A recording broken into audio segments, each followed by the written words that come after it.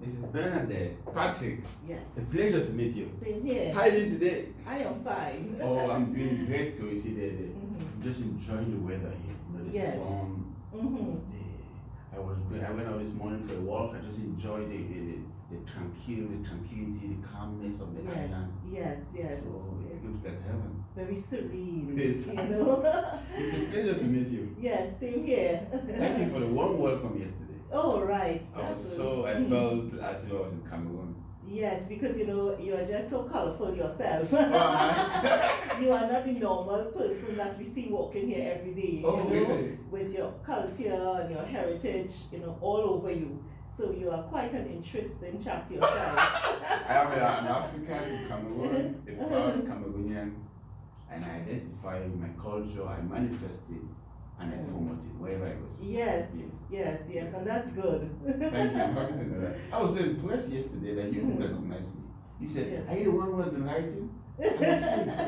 Yes, because from what we received during the ordination of Bishop Jerome, you were always full of enthusiasm, and in our Catholic Islander meeting, it was mentioned that, George has all the information. He has a whole lot of information. So I realized you are a journalist to the heart, to the heart of it, and for our church, Passionate. Yes, you have a passion and a zeal, So, and what came to light to me also, that the word Catholic means universal. Exactly. And so you are so different from what we normally see, but yet still we have the same heritage. But we may not carry the same culture because we have been culturalized in different places. Different environment. That's right. And so you brought that culture here, and it just tells me that the church is so universal, so full of diversity, It is. and we bring so much to the table to make our church lively. And that's what makes the Catholic Church distinct. Exactly. Because we are all over the world. Can you imagine that? Yeah, we are all over the world. Wherever you go, you can find a Catholic. Yes. And they carry their culture with them. Exactly. So somebody from France wouldn't look like you. Yeah, not right. normally. Right, they won't dress like you. But you coming from there bringing your African culture. I remember when I was in Rome for the opening of the Holy Door in the year 2000. Okay. This was under John Paul II. Right. Oh. And so I saw it on the WTN, and I told myself I must be there. Oh. And there I was. Okay. And it stayed with me that the Pope used the African drums. Oh, exactly. In opening the door. And so he II. brought that culture of the Africans into this year 2000, the Jubilee years. Exactly. And so it showed the diversity of culture that he could have used in this Jubilee year. No, that's so touching. I'm so impressed you went to Rome. Yes, yeah. When you get to that place, St. Peter's Square, God. Basilica. Oh. Yeah. It's just like the church becomes alive, Right? You could feel it and touch it. No, I still vividly remember when I landed in Rome. Well, when you land in Rome, it's in a normal place. Then when you get to Vatican, yes. Gosh, you see the St. Peter's Basilica. Yes. Then you see the number of people. That's what. And their faith. And most of them are not even Catholics. And yes. They're not even Christians. That's it. Yes. They're just pulled off by the uniqueness of the Catholic Church. I'm proud to be a Catholic. And me too. I know. So Benadette, moving to I said I already told you yesterday, this interview is to make beloved bishop first Cameroonian born African bishop in the United States known. That's the aim of this scientific interview. We want to make him known, and we want to make the Diocese of St. Thomas known too. Yes. Because I got to know this diocese on the 2nd of March 2021, recently. Okay. Before then, I had never known that there was a place called St. Thomas. There was a place called Virgin Islands. So this nomination has made people to know about this place and about the bishop, and they want to know more. That's why this interview was an initiative so that people can listen, can watch, and can follow up. Yes. So I'm so excited to have somebody like you as one of my one of the people I'm going to interview. And the first question is going to be, who are you? Could you please tell these wonderful spectators who are watching who you are? Right. Well, my name in the diocese. In the diocese. Yes. My name is Benadette Patrick, as George rightly said, and I here serve in the Diocese of St. Thomas. Okay. My professional role and background is finance and accounting, so I am here as the Assistant Chief Financial Officer. And I'm also a missionary in nature and do other things. So one of my areas is the women's ministry. Right, I've been doing that for like 27 years now. And since I came here, I've gotten involved in the women's ministry. And also too in the Catholic Islander and in the life of the church. The whole life of the church, the church office, the gift shop, as a lector reading, So I love the Catholic Church deeply. And so when you ask me who I am, yes. I'm a child of God. Exactly. And also I love to say, since my whole renewal, I'm a child of the church. Good. Because of my experiences, because the church itself is what represents God. It's that whole continuity of the faith that has been left when Jesus left, and he left it with the apostles. Right. And so we grow under that cover, under that magisterium, under that power. Thou art Peter, and upon this rock I will build my church, and the gates of hell shall not prevail against it. So when you come under this umbrella of this church, the Catholic Church, you into something powerful. That's true. Something strong. So I would like to say also I'm a child of the church, because the church gives me the sacramental graces I need to live in this world and to carry out the call, my call in terms of as a Christian. Yeah. So without being under the umbrella of the church, I will not be so grace-filled to carry out God's work. No, that connection is very, very it's very important, yes. So that's who I am in terms of my person and being here in the diocese. I am very strongly believing that I am responding in this late call. I'm here 2 years, and the convocation of the United States on the joy of the gospel, and that promotion of missionary discipleship. And Pope Francis saying, by virtue of our baptism, we are not just called to be disciples, but missionary disciples.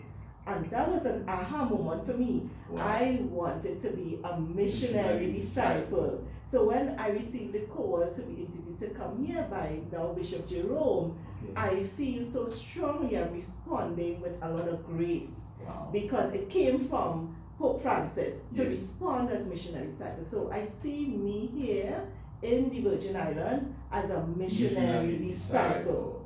That's the transition. It's so overwhelming, that transition. So you are a missionary disciple. Yes. So whether I serve in the Chancery office with my talents in terms of my professionalism, whether I serve in the women's ministry, whether I do a little bit of journalism, whether I do evangelization, whether I go to the supermarket, wherever I go here, I find myself here. I go back to Paul's writings in Paul, he just served God wherever he was. Mm-hmm. That's quite impressive. So you've been here for 2 years? Yes. So could you tell us a bit briefly where you were before coming to St. Thomas? Right. So I'm a Trinidadian. I come from the island of Trinidad. Is it far from here? Yes, you have to go through Miami and then from Miami to Trinidad. Okay. So, we are like in the other end, right? So we are closer to Venezuela, but we fall under the Antilles Episcopal Conference, which is the Caribbean Conference of churches. Right, so it's the Caribbean. And of course, the U.S. Virgin Islands is under the U.S. Virgin Islands, right. So I came from there, I grew up Catholic, right, very, very Catholic, a Catholic family and stuff, and my first area was economics, so, I worked as budget analyst, a lay person. But during my part of my Catholicism and going to church, I strayed from the church. Oh, okay. Yes. All right, and that's another one that I will probably elaborate on further. But my return was very dramatic in terms of God's call, very powerful.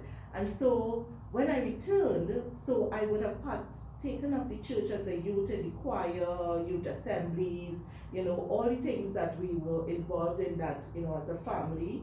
Okay. And then when I returned to the church, I said to myself, I'm not going to be a complacent Catholic. because now I had an experience. Good. As Pope Francis says, I had an encounter with Jesus Christ. And so I came back to the church with, the veils from my eyes removed and actually believing more strongly in the presence of Jesus in the Eucharist, in believing in the presence of the Holy Spirit in the church, in believing in praying to the, for intercession through the Blessed Virgin Mary, and all the other things that we have. The church is so full of so much. It is. So I decided I'm not going to be a complacent Catholic. So from the minute I returned to the church in 1994 of March, then subsequently I led a prayer meeting at lunch hour in the Twin Towers in Trinidad, and we moved from 4 of us just praying the rosary to 400 at a lunch hour.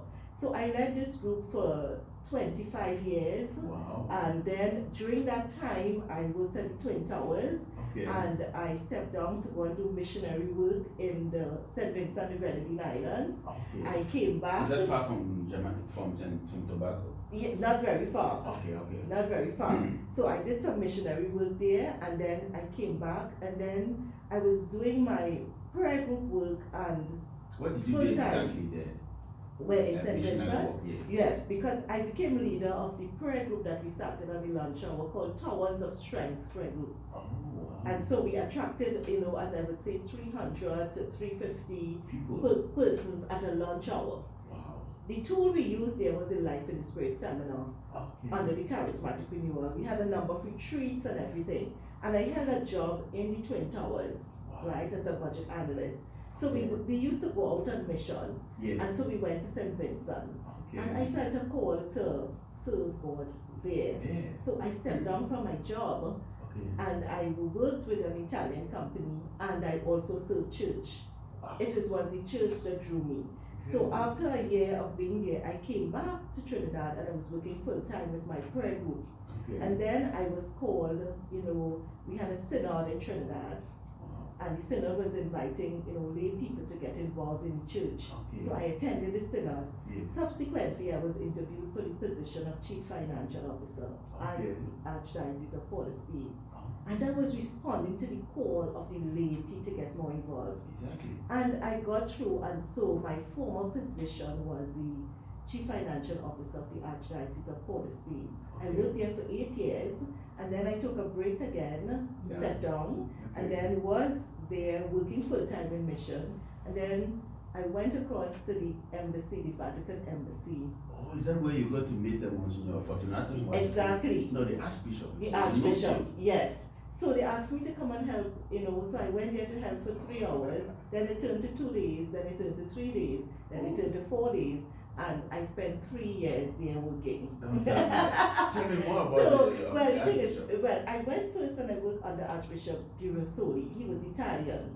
And he asked me to come and help with some things, and I stayed there, finance and every other thing they would ask you, because my life was given to the church. He was moving on, and Archbishop Fortunatus Kuchu, he was the first African to be nuncio, to be appointed to the AC. Yes. And so I said, okay, a new Archbishop is coming, so I will leave. So when he came, he said to me, I would like you to stay. So it was really very interesting working with him, a man of such caliber, and where he came from in Rome as Chief Protocol Officer, and his many stories. He came from Nicaragua? It was from Nicaragua that he was transferred to. Yes, I think that's where he was prior to coming. Exactly. Yes. That was his first appointment. Yes. In Nicaragua. Yes.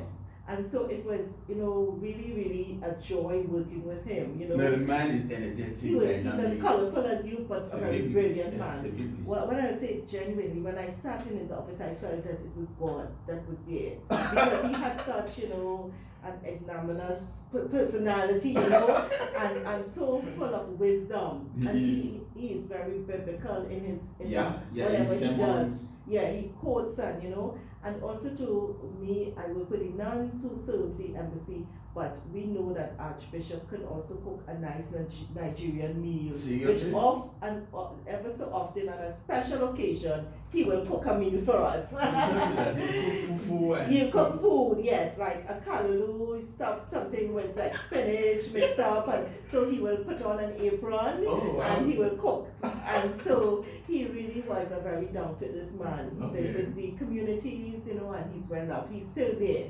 So just when, you know, the new deputy head of mission was being appointed, we got a new, and so when he came in, Bishop Jerome would have asked me, you know, called and said, well, Benadette, I see you step down from different things. Are you interested in coming? We have some, you know, we need some help. We have a few vacancies. And I prayed about it for a while. Because I really didn't want to leave the embassy, you know, I was really comfortable, you know, the Nigerian food, and also working with Archbishop Fortunatus. So anyway, I prayed about it for a while, and then I chatted with Archbishop Fortunatus with discernment. He said, you know, I really a missionary need you. You know, and my life, I'm a single person, I'm not married, and so I've always felt the call to serve God out of my singleness. Because He occupied so much of my heart and my mind that there was nothing else that I desired. So I sensed my call to be a single one in serving God. And he said to me, Benadette, if you prayed about it, well, then and you feel so, I will let you go. And so I came and I visited and stuff. And so I worked at the cathedral first, you know, helping with systems. I worked at the church office, meeting people in the gift shop, you know. And then I moved up to the Chancery. So I'm at the Chancery like a year and a half now. And almost anything that was available where there was a need, I will do it. You know, I'm now kind of falling into more of the professional work, you know, and still keeping up with the other things. Yeah. So this is how I managed to be here, and I have come here with a great missionary joy, and with the spirit of the missionary discipleship and the joy of the gospel.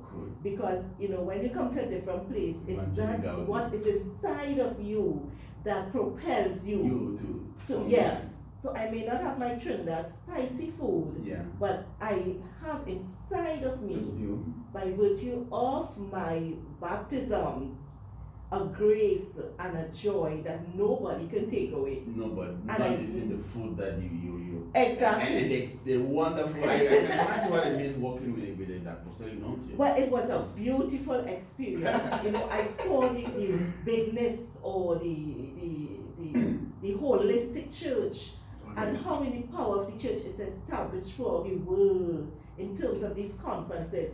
And these men who could speak so many languages and who are so brilliant, and people just, you know, talk so much about the Catholic Church, but it's so very structured on a rock that cannot be destroyed. And so I saw the structure and the power. So having now, you know, returned to the church and served as a lay person, then served at the I was the first lay professional to be employed as the CFO after our synod.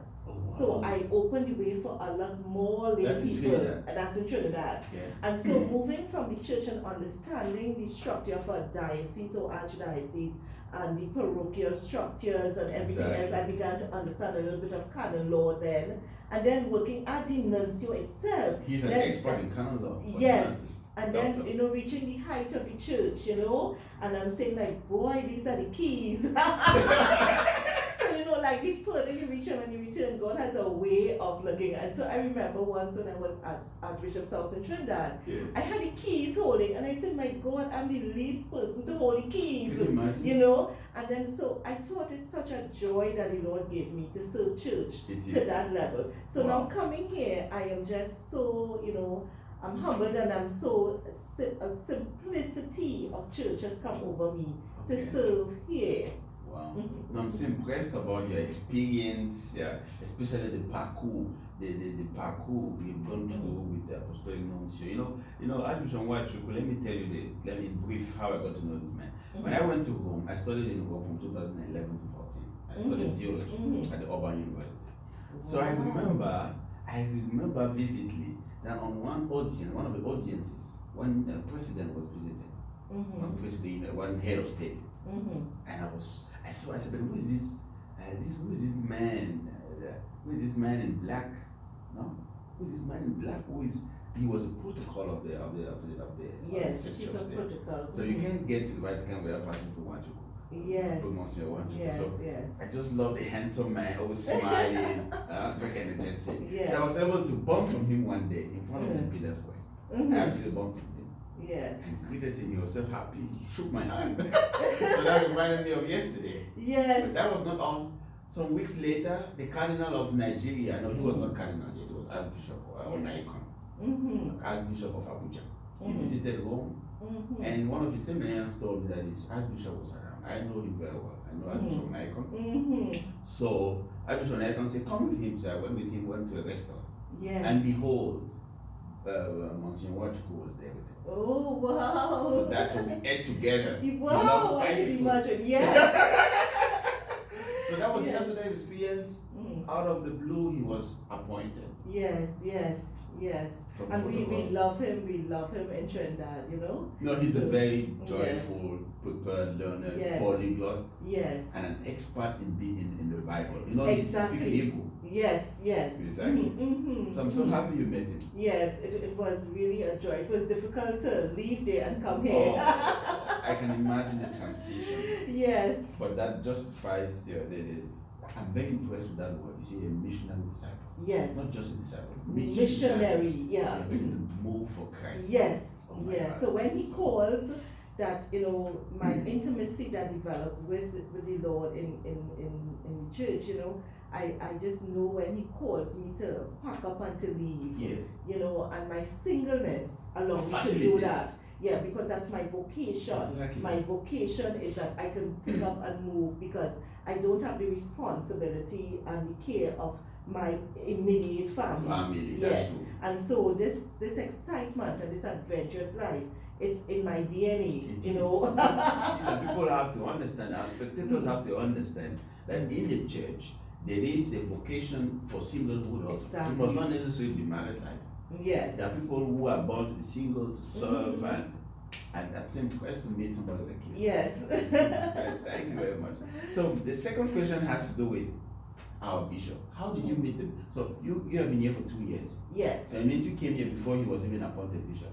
That's right. Yes. Tell us a bit about how you got in contact with him. How did that happen? How did this happen? Well, of course, you know, I knew a slimmer bishop. Okay. When I met Bishop, it was through the Magnificat Ministry. Magnificat Ministry is international in the US, and we have some Caribbean chapters.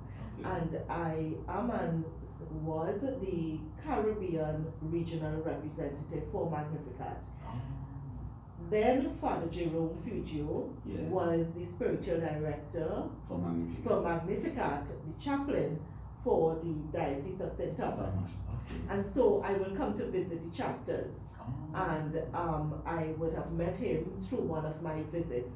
Okay. Very polished man, very educated. Okay. And you know, since then, and this is probably 10 plus years ago. Oh my God. Right. And definitely from that point, having an interest in women taking part in the church.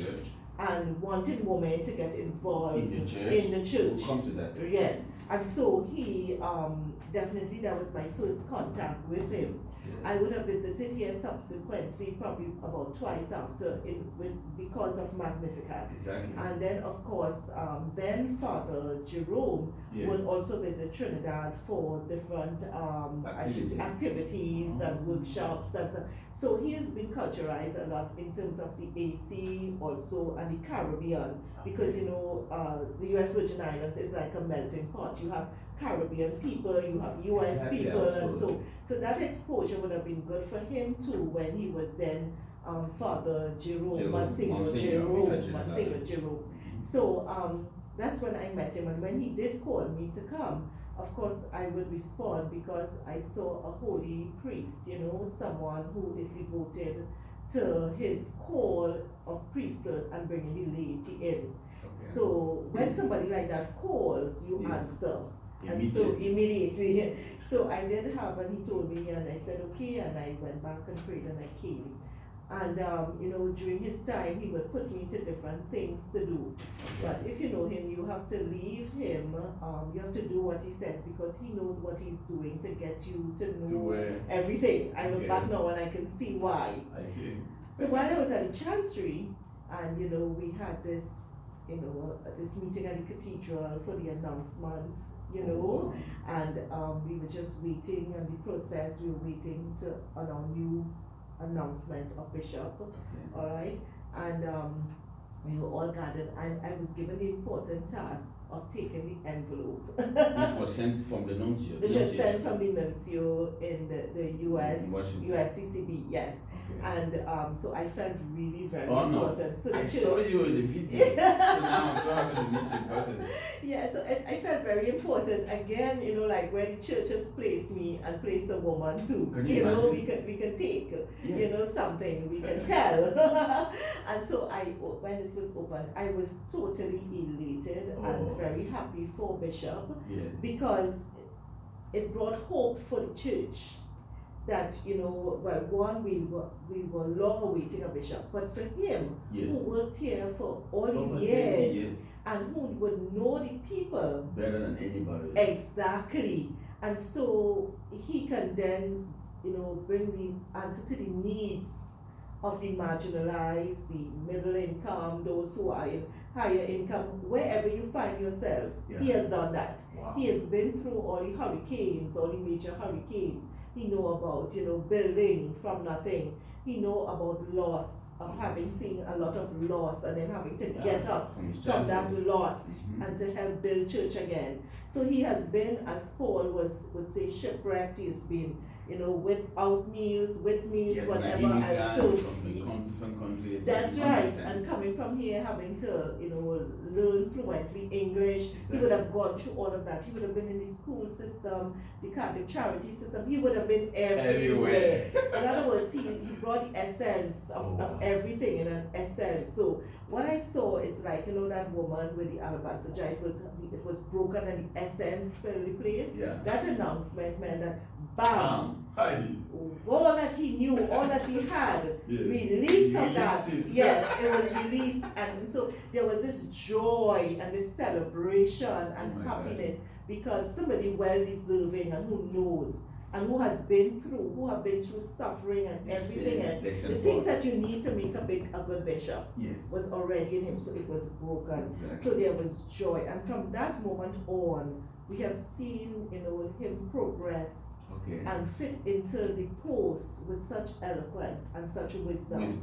Not rushing, but taking his time on everything, but also knowing that he has to be a shepherd. That's true. That he has to put structure, he has to build on the past structure, knowing all of this and taking his time to do it. So I am so glad it confirmed to me then that I answered this call about a year ago, at that time, about a year ago, that God don't tell us what he's going to do. He was already preparing. Yes, we just have to say yes, and then we don't know what he's going to say. So when he became bishop, I realized why he asked me to come before, because now I was poised, climatized, right, and ready to serve in my experience where I worked with bishops before. Exactly. So I was like, yes, Lord, this fits in like hand in glove, and I'm ready to serve. So I was really elated, and it was a smooth transition for me because I knew him already. Exactly. I had come to know what he likes, what he doesn't like, what type of folders he wants, or whatever, And so it was a little bit, I knew him a bit in terms of his administrative style. And so our prayers were answered, that we prayed every morning in church, God send us the right bishop. And so also too, it was an answer to prayer. So that's true. Yes. You know what he was telling me yesterday? I asked him about it. Whenever somebody's met bishop, the nuncio calls him. Yes. He tells you met bishop, we accept. So when the phone call was made, the nuncio told him to keep it secret. Yes. So that took about 1 or 2 weeks for it to be announced. Wow. But you know already. So he told me that even if he went to church, let's pray for the bishop. We pray for him, but he knew he wasn't. He knew you already, yes. He could not And tell that's us. one of the things you have to keep secret, You have to. and in quietness. But I'm seeing also too, his call from when he was in his mother's womb. Exactly. I called you, and I predestined that you would be this. And so along his journey, he would have had his suffering, his questions, his journey.